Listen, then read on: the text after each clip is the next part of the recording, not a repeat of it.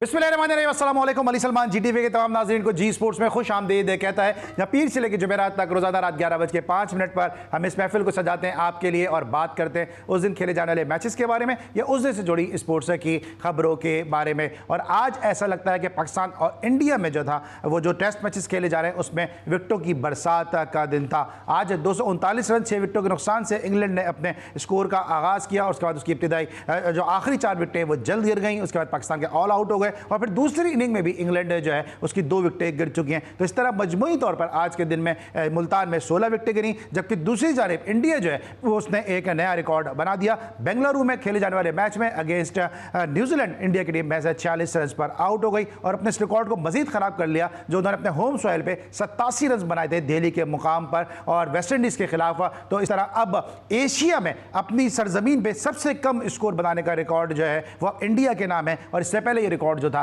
वो पाकिस्तान के नाम था जब फैसलाबाद में पाकिस्तान वेस्ट इंडीज़ के खिलाफ इकबाल स्टेडियम में सिर्फ 53 रन बनाकर आउट हो गया था। और अब ये खराब रिकॉर्ड जो है वो इंडिया ने अपने नाम कर लिया है। इससे पहले इंडिया 36 रन से भी आउट हो चुका है वर्सेस ऑस्ट्रेलिया एडिलेड के मुकाम पर। फिर लॉर्ड्स में इंग्लैंड के खिलाफ 42 रन पे भी आउट हो चुका है और ये उसका टेस्ट हिस्ट्री का लोएस्ट स्कोर भी है। तो इस तरह आज बहुत सारी जो है वो विकेटें भी गिर चुकी हैं। तो आज ऐसा लग रहा है बरसात रही है, एक विकेटों की एक झड़ी लगी रही है। पाकिस्तान और इंडिया दोनों में जो टेस्ट मैचेस खेले जा रहे हैं डिस्कस करेंगे बहुत सारी क्रिकेट से जुड़ी खबरों को, दीगर स्पोर्ट्स को भी डिस्कस करेंगे। लेकिन सबसे पहले आज की टॉप स्टोरीज।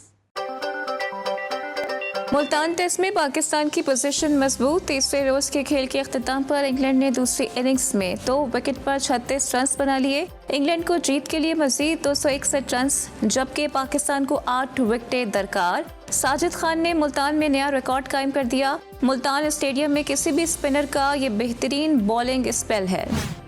हदफ मुश्किल है पर हम जीतने की कोशिश करेंगे। खिलाड़ियों ने माजी में भी अच्छा परफॉर्म करके दिखाया है। Paul Collingwood. पाक भारत ताल्लुकात बेहतर हो जाएं तो बहुत कुछ बेहतर हो सकता है। भारतीय क्रिकेट टीम को खेलने के लिए पाकिस्तान आना चाहिए। Nawaz Sharif. International cricket council की मीटिंग्स 18 से 21 अक्टूबर तक दुबई में होंगी। इजलास में चैंपियंस ट्रॉफी के मामलात और अब तक की अपडेट पर तफसीली बात होगी। कौमी टीम की सिलेक्शन में कप्तान और हेड कोच के इख्तियार को खत्म कर दिया गया। 15 रुकनी स्क्वाड और प्लेइंग 11 के फैसले सिर्फ 5 रुकनी सिलेक्शन कमेटी करेगी। घर के शेर घर में ढेर। भारतीय टीम न्यूजीलैंड के खिलाफ टेस्ट की पहली इनिंग्स में 46 रन बनाकर ढेर। विराट कोहली समेत 5 भारतीय खिलाड़ी 0 पर आउट हुए। साफ विमेंस चैंपियनशिप में भारत ने पाकिस्तान को 2-5 से शिकस्त दे दी और मनीषा अली ने 6 time Asian open taekwondo championship में गोल्ड मेडल जीत लिया। जी नाज़रीन, ये थी आज की टॉप स्टोरीज़ और टॉप स्टोरीज़ में आपने देखा कि मियां मोहम्मद नवाज शरीफ साहब ने जो है वो आज कुछ भारतीय जर्नलिस्ट से मुलाकात की है और उन्होंने इस अज़म का इजहार किया, इन ख्यालात का इजहार किया है कि भारतीय टीम को जो है वो चैंपियंस ट्रॉफी खेलने के लिए पाकिस्तान आना चाहिए। इस हवाले से हम अपडेट करने के लिए इमरान लतीफ़ साहब हमारे साथ मौजूद हैं, नुमाइंदा खुसूसी GTV। उनसे हम जानेंगे कि क्या अपडेट हैं इस हवाले से। इमरान, बताइएगा इस मुलाकात में और क्या क्या बातें हुई और मियां मोहम्मद नवाज शरीफ जो खुद भी बड़े अपने वक्त के क्रिकेटर रहे हैं और फर्स्ट क्लास क्रिकेट भी खेले में, क्रिकेट का उनका बड़ा इंटरेस्ट रहा है, उन्होंने और मजीद क्या कहा इस हवाले से?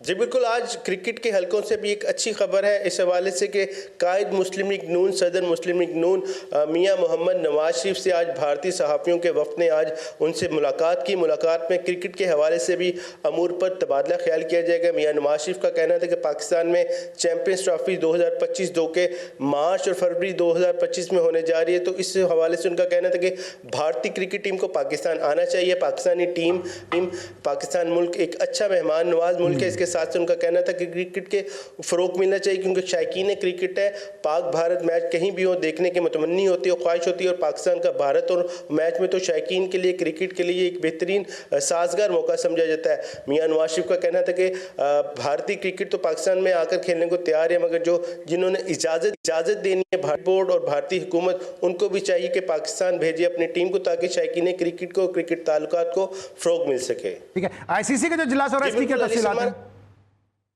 इजलास जो कल होगा दुबई में, तो ये 3 रोज़ा इजलास हो जो कि कल 18 अक्टूबर से शुरू होकर तकरीबन बताया जा रहा है 21 अक्टूबर तक जारी रहेगा, जहाँ पे तमाम जो एग्जेक्टिव मेंबरान्स हैं, बोर्ड के हुकाम शिरकत करेंगे।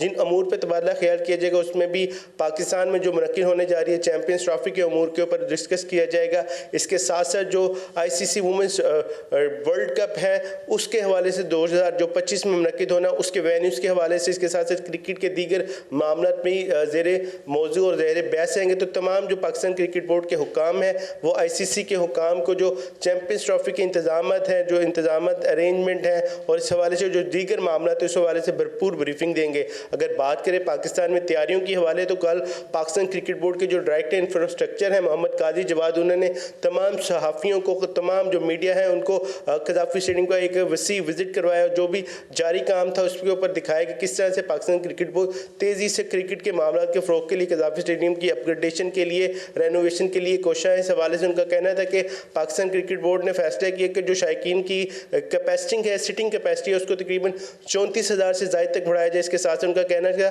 जो खिलाड़ियों को लिए जंगला था स्टेडियम के साथ उसका खात्मा किया जाएगा। जो खिलाड़ियों को जो शायकीन क्रिकेट के लिए जो व्यू है तकरीबन 25 से 29 डिग्री तक बेहतर हो जाएगा। इसके साथ साथ उन्होंने नवीस सुनाई कि जो तमाम इंक्लोजर्स हैं कज़ाफ़ी स्टेडियम में मौजूद है उनको दोबारा से रेनोवेट करके नए इंक्लोजर्स लगाए जाएंगी, नई कुर्सियाँ लगाई जाएंगी। तो एक स्टेट ऑफ द आर्ट जो स्टेडियम है, चेयरमैन PCB मोहसिन नकवी ने जिसका टास्क लिया था तो उसको बर वक्त पूरा किया जाएगा ताकि जो बैनुल-अक़वामी इवेंट हो रहा है चैंपियंस ट्रॉफी तो भरपूर अंदाज में शायकीन क्रिकेट ठीक है। Thank you so much Imran Latif, हमें अपडेट कर रहे थे कायद मुस्लिम नून जनाब मियां मोहम्मद नवाज शरीफ साहब ने जो मुलाकात की है और यकीनी तौर पर जब इतनी बड़ी शख्सियत जब इन ख्यालात का इजहार करेगी, इस अज़म को इजहार करेगी कि इंडिया की टीम को पाकिस्तान आना चाहिए, तो यकीनन जो है वो सिफारती सतह पर कुछ ना कुछ इस हवाले से गुफ्तगू ज़रूर हुई होगी। और अभी भारत के जो फॉरेन मिनिस्टर आए यकीनी तौर पर इस हवाले से कुछ ना कुछ बर्फ़ ज़रूर पिघली होगी। हम उम्मीद करते हैं कि भारत की टीम के पाकिस्तान आने से चैंपियंस ट्रॉफी मज़ीद दिलचस्प हो जाएगी। ब्रेक लेंगे, जब वापस आएंगे तो बात करेंगे मुल्तान टेस्ट और बेंगलोर में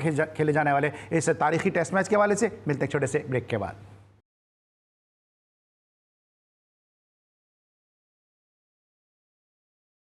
welcome back after the break. और ब्रेक पर जाने से पहले इमरान लतीफ़ हमें अपडेट कर रहे थे कि किस तरह से जो है वो नवाज शरीफ साहब ने मुलाकात की है भारतीय साफ़ियों के साथ। और अब हम बात करेंगे अब क्रिकेट ग्राउंड के अंदर जो खेली जा रही है। और जिस तरह मैं बार बार कहता हूँ कि हमारे शो में जब भी हम किसी गेस्ट को लाइन अप करते हैं, मैं और मेरे प्रोड्यूसर फैज़ान मुस्तफ़ा नकी, हमारी कोशिश ये होती है कि उनकी कुछ ना कुछ जो है वो उस दिन के टॉपिक के हवाले से, उस दिन के हवाले से कुछ ना कुछ रेलिवेंसी हो। आज चूँकि एक तारीख़ रकम हुई है, एक आज तारीख साज दिन है कि भारत के टीम महज 46 रन बनाकर आउट हो गई, तो हमने सोचा क्यों ना पाकिस्तान की तारीख के और दुनिया क्रिकेट की तारीख के एक ऐसे खिलाड़ी को अपने शो में मदऊ करें कि जिनका नाम हमेशा रिकॉर्ड बुक की जीनत बना रहेगा। क्योंकि इतनी कम उम्र में शायद ही कभी ऐसा हो कि कोई क्रिकेटर आए 14 साल की उम्र में और टेस्ट और इंटरनेशनल कैरियर का आगाज़ करे। यही वजह है कि इस वक्त हमारे शो पर मौजूद हैं बजरिए वीडियो लिंक हसन रज़ा, दुनिया क्रिकेट के यंगेस्ट क्रिकेटर के जिन्होंने पाकिस्तान के लिए टेस्ट क्रिकेट और वनडे इंटरनेशनल क्रिकेट खेली। डोमेस्टिक में एक बड़ा नाम, डोमेस्टिक में जो उनकी कैप्टनसी का तजुर्बा है यकीनन वो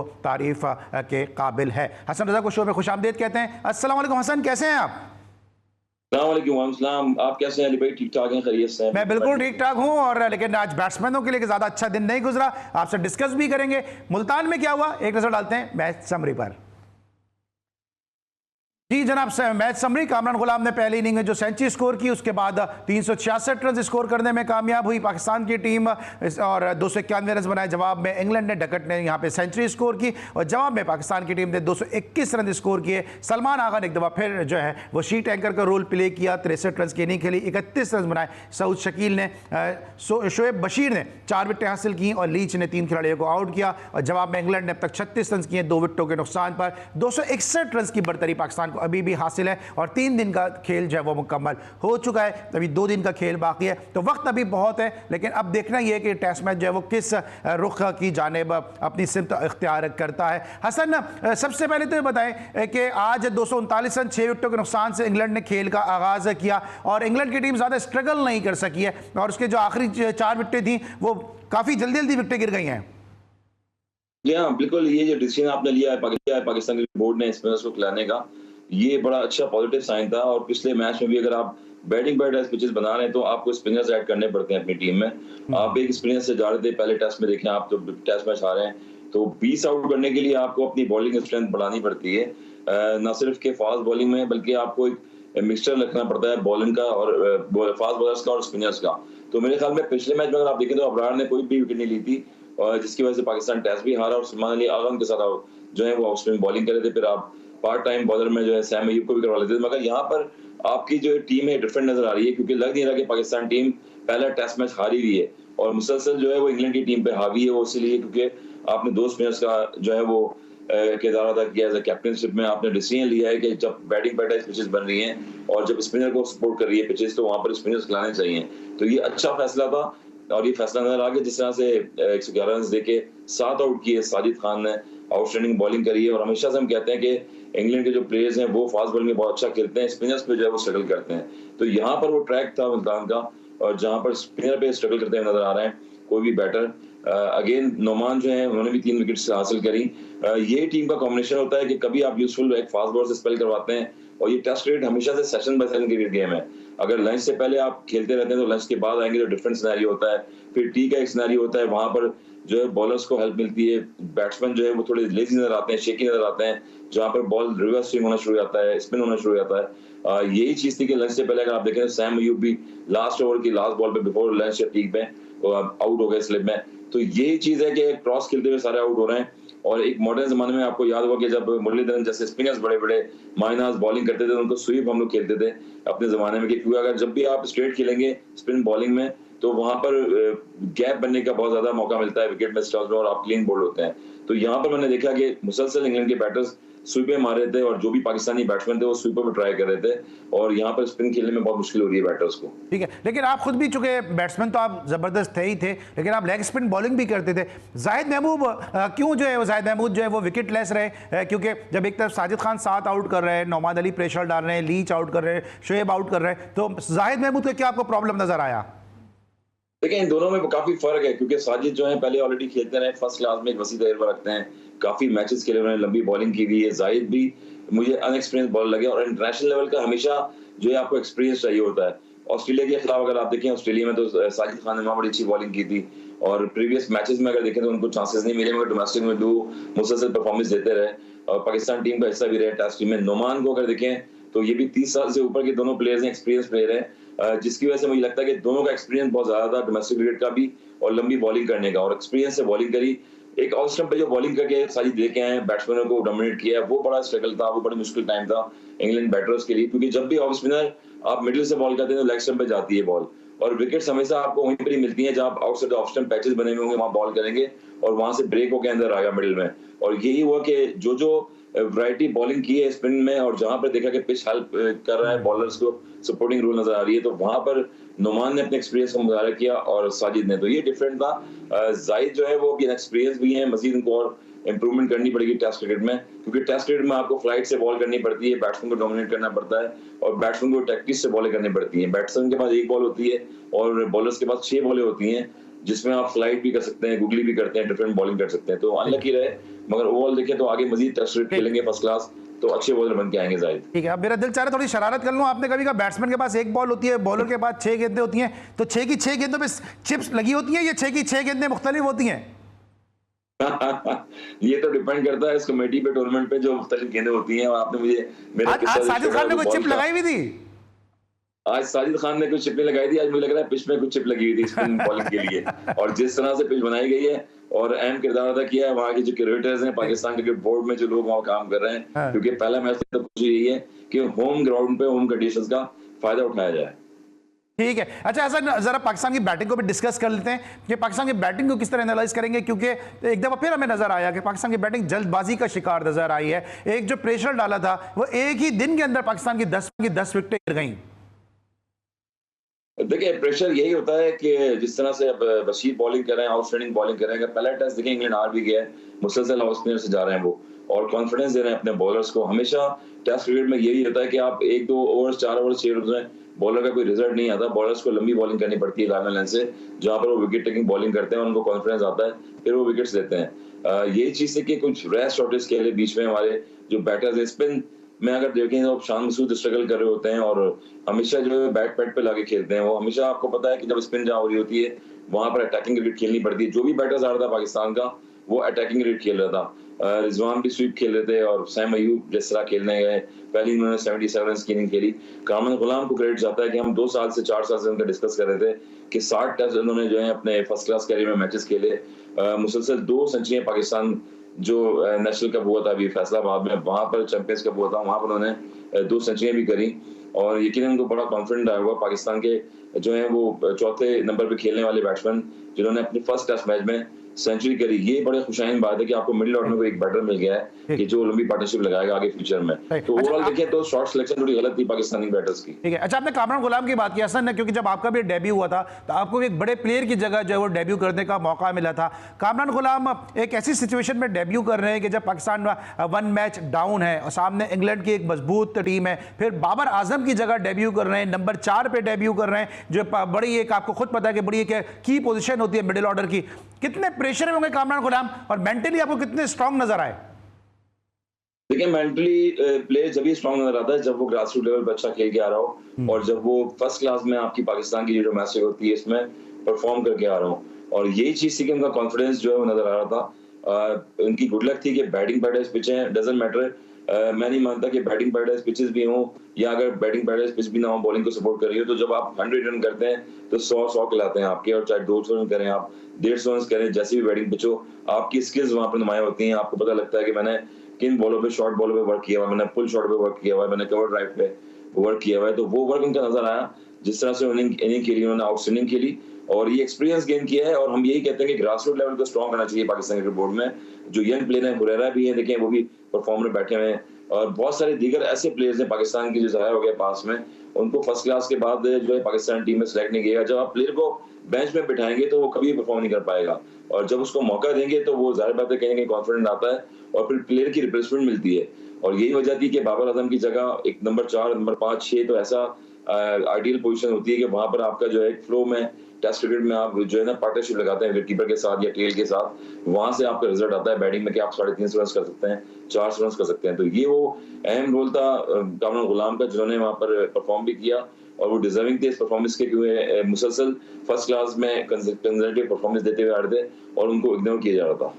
ठीक है, हसन रजा के साथ गुफ्तगू का सिलसिला जारी है क्योंकि हम कामरान गुलाम की बात कर रहे हैं। इस तरह रमीज राजा साहब का स्टेटमेंट सामने आया कि बाबर आजम को ड्रॉप करने से ब्रॉडकास्टर को बड़ा नुकसान हुआ है। पाकिस्तान को चाहिए था कि पहले बाबर आजम से पूछते आप खेलना चाहते हैं या आप रेस्ट करना चाहते हैं। तो रमीज राजा की गुफ्तगू के हवाले से भी बात करेंगे हसन रजा से, क्योंकि हसन रजा इस वक्त हमारे साथ मौजूद हैं और मैंने पहले भी कहा कि हमारे शो में जब भी कोई गेस्ट लाइनअप होता है हमारी कोशिश होती है कि जनाब कि उसकी कोई ना कोई रेलिवेंसी हो। जिस तरह मैं बात कर रहा हूँ, इनके रिकॉर्ड साज है टेस्ट मैच डेब्यू के हवाले से कि 14 साल की उम्र में इन्होंने अपना टेस्ट डेब्यू किया। 24 अक्टूबर को अगेंस्ट जिम्बाब्वे इन्होंने जो है वो फैसलाबाद के मुकाम पे अपने टेस्ट कैरियर का आगाज किया। 30 अक्टूबर को कोयटा में इन्होंने वनडे कैरियर का आगाज किया। इसके अलावा 19 अक्टूबर को जो है इन्होंने अपने वनडे कैरियर की सबसे बड़ी इनिंग खेली जो 77 रन की थी अगेंस्ट वेस्ट इंडीज, और इसके साथ साथ 22 अक्टूबर को जो है इन्होंने अपने कैरियर का आखिरी ओडीआई मैच खेला था। तो अक्टूबर हसन रजा जो है बहुत ज़्यादा इनके दरमियान जो है वो मुमासलत है, इसीलिए आज अक्टूबर में ही हसन रजा हमारे साथ मौजूद हैं। मिलते एक छोटे से ब्रेक के बाद।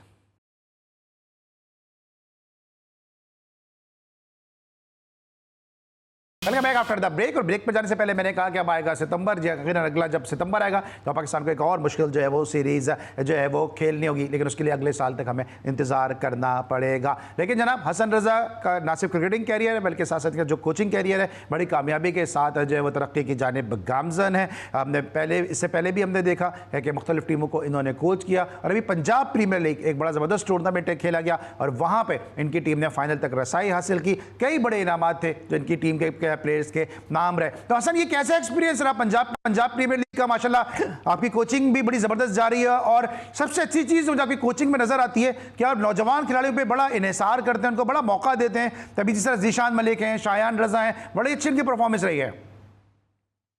Thank you so much Ali भाई। सबसे पहले तो आपको पता है कि मैं जब एज ए 14 ईयर्स में स्टार्ट आपने मेरे सारे बता दिए, ग्रास रूट लेवल जो है मैंने कोई भी नहीं छोड़ा हुआ। एक फॉर्मेट से क्रिकेट की जो फॉर्मेट होता है उसमें खेलता हुआ आया। अंडर 15 वर्ल्ड कप था लॉर्मेट, वो खेला, फिर अंडर 16 खेला, फिर अंडर 19 खेला और अंडर 19 में दो मैंने जो है वर्ल्ड कप खेले श्रीलंका में और साउथ अफ्रीका में। तो मुझे पता है इस चीज का कि ग्रास रूट लेवल पे कितना इंपॉर्टेंट होता है प्लेयर को खेलना और खिलाना, और वही इसका प्लेटफॉर्म होता है, वहीं से वो मंजर आम पे आते हैं, पाकिस्तान टीम में भी आते हैं, डोमेस्टिक में भी आते हैं। तो हमारा फ्यूचर यही है और जिस तरह से हम ग्रासरूट लेवल पे बात करते हैं तो रावलपिंडी मार्को की ये टीम है आउटस्टैंडिंग खेली, और पंजाब प्रीमियर लीग एक बहुत बड़ा इनिशिएटिव था जिसमें बेस्ट बॉलर्स बड़े जबरदस्त किस्म के सुदेश जो है वो आउटस्टैंडिंग बॉलर थे, उन्होंने 12 विकेट्स ली, टॉप विकेट टेकर रहे इस पंजाब प्रीमियर लीग में। बेस्ट फील्डर राना फसीद है, वो बेस्ट फील्डर रहे इस लीग में। उसके बाद रुशान मलिक जो है वो आउटस्टैंडिंग बैटर्स हैं, 250 से ज्यादा रन कर चुके हैं, 2 50 बनाई, वो वहां पर थे। कामन अकमल जो है वो मेंटोर थे हमारे, जिन्होंने बहुत मोटिवेशन दी बच्चों को वहां पर। तो ओवरऑल देखें 8 टीमें थी, 31 मैचेस थे गुजरांवाला स्टेडियम में, जहां पर वही सचिन तेंदुलकर वहां पर इंडिया की टीम में जब आके खेले थे, यहाँ पर अब्दुल कादिर भाई को मुझे याद है, तो वहां पर रौनकें लगी हुई थी। एक कदीम स्टेडियम, बड़ा खूबसूरत स्टेडियम है, और हैरानी की बात है कि वहाँ पीसीबी के कोई मैचेस नहीं हुए। अभी जो हम लीग खेल के आए वहाँ गुजरांवाला से, तो उसके बाद मुझे लगता है कि पीसीबी ने कोई मैचेस वहाँ पर शुरू करवाए हैं फर्स्ट क्लास के और डिपार्टमेंट के। तो ये एक अच्छा इनिशिएटिव है यंगस्टर्स के लिए। और नदीम मंजूर बेगा साहब जो है वो सीईओ थे रावलपिंडी मार्को की टीम के। इसके हमने ट्रायल लिए एक प्रोसेस से गुजरते हुए, 1000 बच्चा ट्रायल पे है रावलपिंडी में। जिया साहब हैं वो उस टीम में थे, राशिद भाई हैं, कैसर हैं, वकार हैं, यानी कि ऐसी मैनेजमेंट थी जिसमें बच्चों ने बहुत ही एक्सपीरियंस हासिल किया। और जितनी भी मैनेजमेंट थी रावलपिंडी मार्को की, उन्होंने बच्चों को मौका दिया खेलने के लिए। और पंजाब प्रीमियर लीग मुझे लगता है कि बहुत सक्सेसफुल रही है। फ्यूचर में जो है ऐसे मजीद पाकिस्तान को ऐसे टैलेंटेड प्लेयर मिलेंगे पीएसएल के लिए और पाकिस्तान टीम के लिए कि आगे पाकिस्तान का नाम रोशन करें। बिल्कुल सही है। जैसा भी आप नाम ले रहे थे, मुख्तलिफ जो स्पॉन्सर्स के नाम ले रहे थे, मुझे जहन में मेरे आ रहा था कि न सिर्फ प्लेयर बड़े अच्छे आ रहे हैं बल्कि हर मुख्तलिफ टूर्नामेंट में नए नए स्पॉन्सर भी सामने आ रहे हैं जो प्लेयर को सपोर्ट करते हैं। देखें बड़ी इंपॉर्टेंट चीज है अली भाई, स्पॉन्सरशिप। देखें ये तो एक पीसीबी एक रोल अदा कर रहा है अपना, जो affiliated with Pakistan cricket board होता है विद आईसीसी, मगर इसके अलावा जो हमारे जो ऐसे लोग हैं जो इनके पास सोर्स ऑफ इनकम, उनकी जो बिजनेस है, आइकॉन लोग हैं जो पाकिस्तान में, तो उनका एक इनिशिएटिव बहुत बड़ा होता है, उनका अहम किरदार होता है कि वो क्रिकेट में इस यूथ को जो है वो सपोर्ट कर रहे हैं। क्योंकि आपको पता है कि एक्सपेंसिव कितने हो गए क्रिकेट में, हॉकी में और टेनिस में भी देख लें तो बहुत ज्यादा चीजें ऐसी एक्सपेंसिव हो गई हैं जो बच्चे खरीद नहीं सकते हैं। और पाकिस्तान के जो माशी हालात हैं वो बहुत ज्यादा बेहतर नहीं है जैसे दुनिया में होते हैं। बहुत बड़े स्पॉन्सर्स इंडिया में देखे हैं, साउथ अफ्रीका में देखे हैं, हर जगह होते हैं। हमारे यहाँ यही होता है कि ग्रास रूट लेवल पे बच्चा खेलता खेलता दीवारों पे बॉलें मारता हुआ ग्राउंडों में खेलता खेलता आता है। तो ये इनिशिएटिव जो लिया है नदीम बेगा साहब ने, ये आउटस्टैंडिंग है। वो सीईओ थे, पूरी टीम को जो है उन्होंने बाकायदा से वहां पर लॉन्चिंग करी थी इसकी, और होटलिंग भी बड़ी अच्छी थी। और सबसे बड़ी बात ये कि कुछ लीगें जब होती हैं उसमें प्लेयरों को पैसे नहीं मिलते, तो यहाँ पर जो है सबके पैसे, सबके मुआवजे जो है बच्चों को मिले हैं और उनको मैन ऑफ द मैच भी मिले वहां पर जब परफॉर्मेंस टीम के लिए थी। तो मेरे ख्याल में ऐसी इनिशिएटिव जो है ऐसे लोग ले रहे हैं। मुझे लगता है कि मजीद पाकिस्तानी क्रिकेट में जो है पीएसएल में और पाकिस्तान के लिए ये टैलेंट जो है भरपूर उभर के आगे सामने आएगा। बिल्कुल सही, ऐसा नहीं आपने बिल्कुल सही कहा। कुछ लीग ऐसी होती है प्लेयर को पैसे नहीं मिलते, बल्कि कुछ लीग तो ऐसी होती है कि टीम मैनेजमेंट को भी पैसे नहीं मिलते हैं।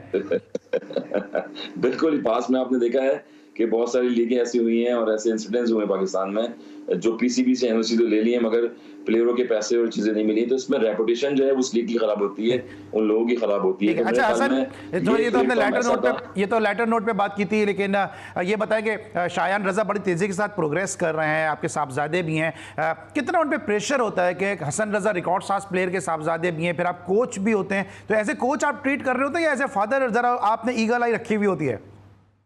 देखें एज ए कोच मैं ट्रीट करता हूं, और एज ए फादर आप देखें तो मोइन खान लेजेंड है, उनके बेटे आजम खान है, वो भी खेल रहे हैं। मुझे याद है कि माजिद खान साहब चीफ एग्जीक्यूटिव रह चुके हैं पाकिस्तान क्रिकेट बोर्ड में, उनके बेटे भी बाजिद खान है जो एक टेस्ट खेले हैं मगर वो अच्छे कमेंटेटर निकल गए। ये लक की बात होती है, मगर आप जितनी मेहनत करते हैं उसका सिला आपको मिलता है। और एज ए फादर देखें तो ज़ाहिर बात है एक औलाद होती है और फादर को कोशिश होती है, उनकी ख्वाहिश होती है कि बच्चे खेलें। जैसे मेरा बेटा है, ऐसे पूरी कौम के बच्चे हैं जिनकी एस्पिरेशन रहती है कि पाकिस्तान टीम में खेलूं। अगर बाबर आजम की बात करें तो बॉल पिक करते वो आए थे खेलने के लिए अपना, और कैरियर देखें आज कहाँ उनका वसी तजुर्बा रहा और वर्ल्ड क्लास प्लेयर बन गए। ऐसे बहुत सारे लोग हैं, बच्चे हैं जिनको अपनी एकेडमी में मैं कोचिंग भी दे रहा हूँ यहाँ पर इस्लामाबाद में, और पिछले 6 साल से ग्रास रूट लेवल पे काम कर रहा हूँ। तो मेरे ख्याल में सुदेश जैसे लड़का है, फास्ट बॉलर और आउटस्टैंडिंग ऑलराउंडर, वो एक फैक्ट्री में काम करते हैं और वहां पर जाके वो अपना पार्ट टाइम पे जॉब करते हैं। तो वो सिलेक्ट हुए, हमने उनको पिक किया वहां से। फिर मालाकंड से फिर एक जो है काजी लड़का है, बहुत जबरदस्त है वो इसाक काजी, आउटस्टैंडिंग बैटर है, उसने 50 किए, वो अटक की तरफ से खेलने के लिए आया, वहां से हमने उनको पिक किया। और हसन अली एकेडमी की अगर पिक्चर चल रही है तो उनकी एकेडमी में हम गुजरांवाला गए, वहां हमने ट्रेनिंग करी, प्रैक्टिस करी। ये बच्चों को मोटिवेशन मिलती है और ये एक्सपीरियंस ऐसा है कि ना खत्म होने वाला है। और मेरे ख्याल में हमारा पाकिस्तान के यूथ है वो यही है, इनको जब कॉन्फिडेंस मिलेगा तो ये पाकिस्तान टीम के लिए जगह बनाएंगे और ड्रॉ नॉक करेंगे और रिप्लेसमेंट आपको मिलेगी पाकिस्तान इंशाल्लाह। और जिस तरह हसन रजा आप जैसे बड़े नाम हैं इस किस्म की लीग्स में टीमों के साथ होंगे, मैं तस्वीर में देख रहा हूँ हसन अली भी नजर आ रहे हैं, ओवैस जिया भी नजर आ रहे हैं। जब इस किस्म के बड़े नाम प्लेयर्स के साथ मौजूद होंगे, कामरान अकमल जैसे नाम मौजूद होंगे, तो डेफिनेटली जो है वो प्लेयर को ग्रूम करने में बहुत सपोर्ट मदद मिलेगी और उनमें क्रिकेट खेलने का जज्बा जो है वो मजीद जो है वो परवान चढ़ेगा। ब्रेक लेंगे, वापस आएंगे, बात करेंगे कुछ पाकिस्तान और कुछ इंडियन क्रिकेट के हवाले से। मिलते हैं ब्रेक के बाद।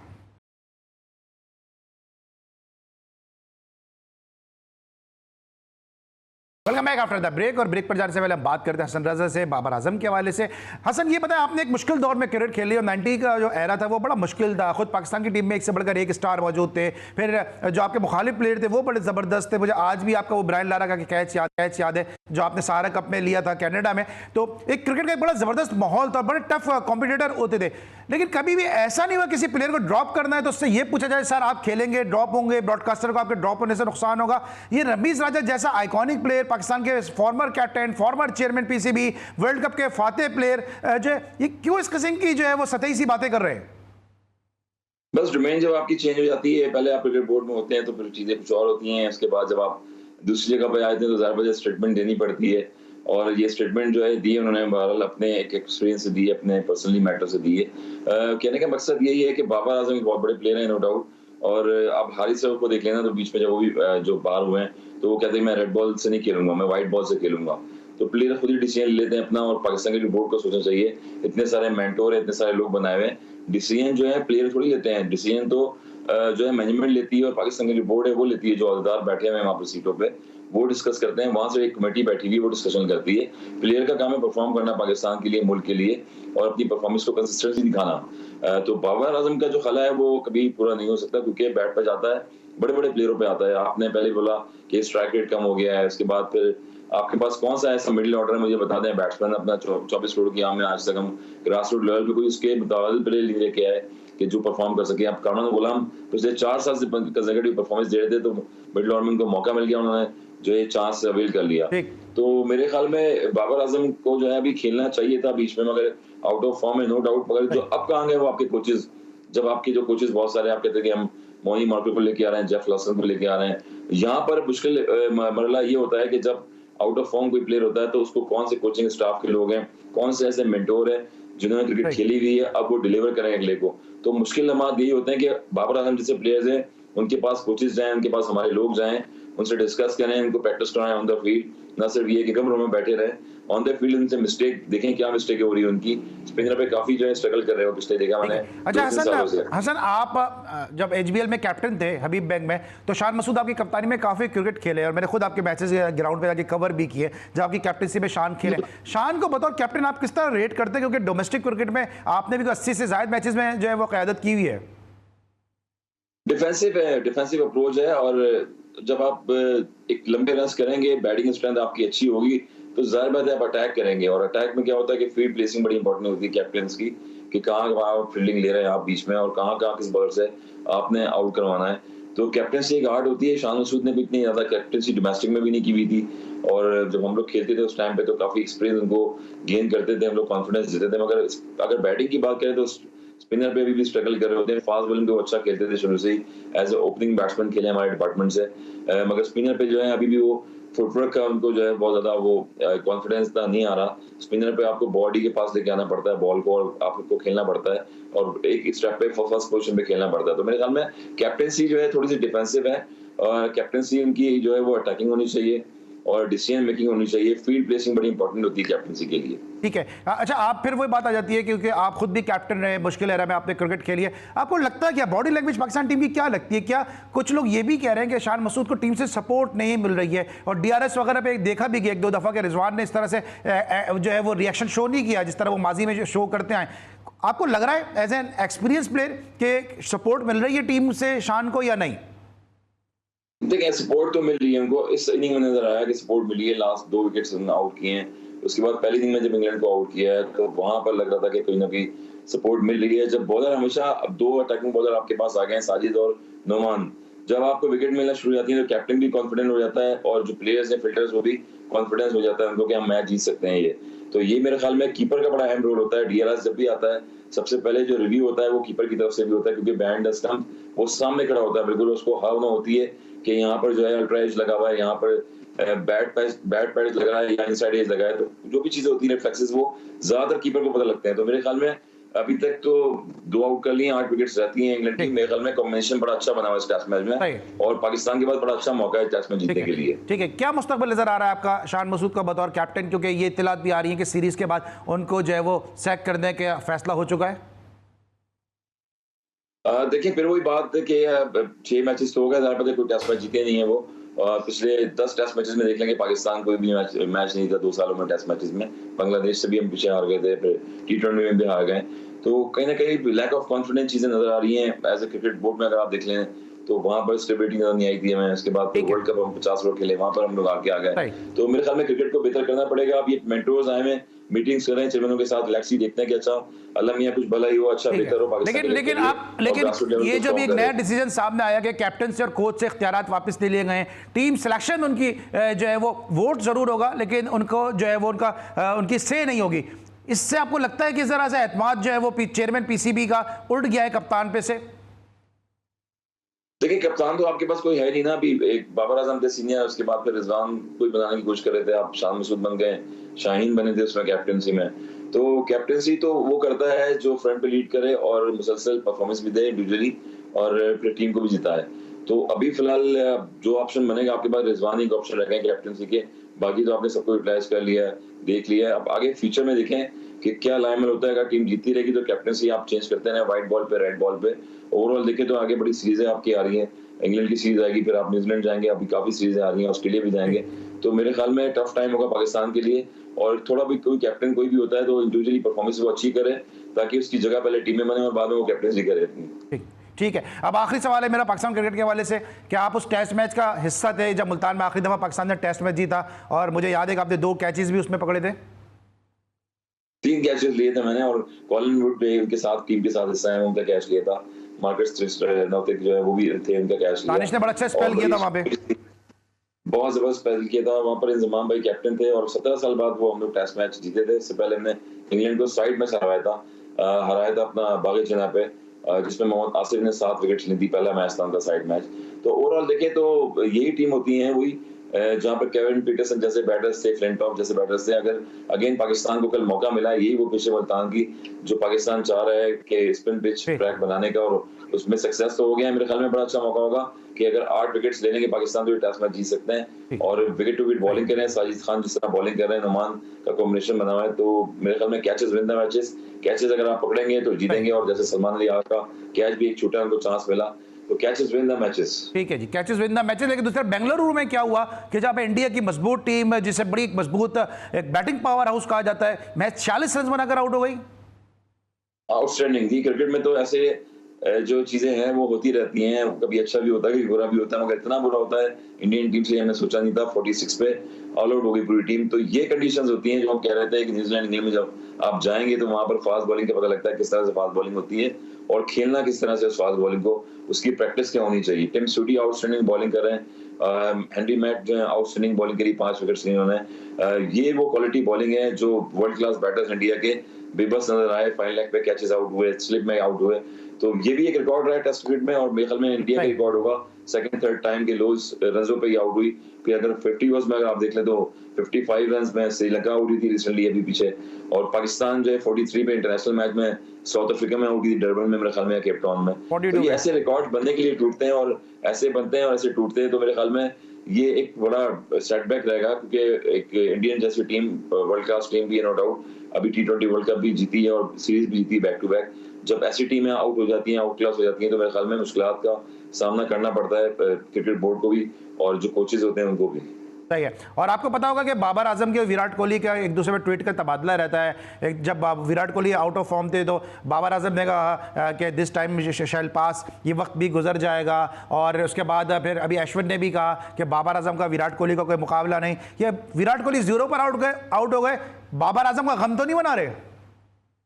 बाबर बस ये कि एक आपस में एक टाई तो रहती है बैटर्स की, और क्योंकि आपकी स्किल्स आपके रन जो हैं वो, जैसे आपका अकाउंट होता है वो माइनस में जाना शुरू हो जाता है जब आप परफॉर्म नहीं करते हैं। तो अपने अकाउंट्स को भारी रखें, हैवी रखें, सचिन तेंदुलकर की तरह, एबी डिविलियर्स की तरह और जय सूर्या की तरह। तो यही प्लेयर का होता है कि आईसीसी रैंकिंग अब बढ़ गई है, बहुत सारी चीजें ऐसी आ गई कि आपको मेंटेन करना पड़ता है, कंसिस्टेंटली लेके चलनी पड़ती है साथ, अगर आप वर्ल्ड क्रिकेट में सरफेस में आपने रहना है। तो मेरे ख्याल में दोबारा बाबर आजम जो है वो कम बैक करके आएंगे अच्छी तरीके से, अपनी मिस्टेक पे वर्क करें, जो प्रैक्टिस ट्रेनिंग कर रहे हैं उस पर देखें किस तरह से लायमल आगे। मैंने कहना चैंपियंस ट्रॉफी आ रही है, आगे बहुत सारी क्रिकेट है, उनकी अभी एज भी उनकी कम है। तो मेरे ख्याल में ये जो आउट ऑफ फॉर्म होना और ये चीजें पार्ट ऑफ गेम है, ये चीजें चलती रहती हैं। जरूरी नहीं है कि आप सटडाउन बैट्समैन भी थे तो वो भी एक टाइम पे इनिंगों में फेल होते थे। बैटिंग का आलम आया, बहुत बड़ा नाम था, वो भी जो है आउट ऑफ फॉर्म नजर आए। ठीक है। अच्छा सर, आपको लगता है कि जो पाकिस्तान या इंडिया के जो फॉर्मर प्लेयर्स हैं, ये जब बात करते हैं मौजूदा दौर के स्टार प्लेयर के हवाले से, तो उन पर कुछ प्रेशर आता होगा? सुनील गावस्कर मुसलसल विराट कोहली को जो है वो पॉइंट आउट करते हैं, और इधर जहीर अब्बास साहब ने कह दिया था कि बाबर आजम को ड्रॉप करना चाहिए, और अगले ही टेस्ट मैच में वो ड्रॉप हो गए। जाहिर बात है स्टेटमेंट होता है और बड़ी वर्थ होती है इन लोगों की, क्योंकि इन्होंने एक्सपीरियंस लिया है बहुत ज्यादा क्रिकेट में। और जब 80s में 90s में खेलते थे उस एरा में, तो हर टीम में 5-5 6 वर्ल्ड क्लास प्लेयर होते थे। अगर इंडिया की बात करें, सुनील गावस्कर, कपिल देव जैसे वहां पर टीम में होते थे। हमारे पाकिस्तान में देखें तो हनी मोहम्मद साहब, मुश्ताक मोहम्मद और जहीर भाई जैसे लोग होते थे, जहीर बाज साहब। तो बहुत सारे लेजेंड हैं, अपना एक्सपीरियंस वसी तजुर्बा रहा क्रिकेट में।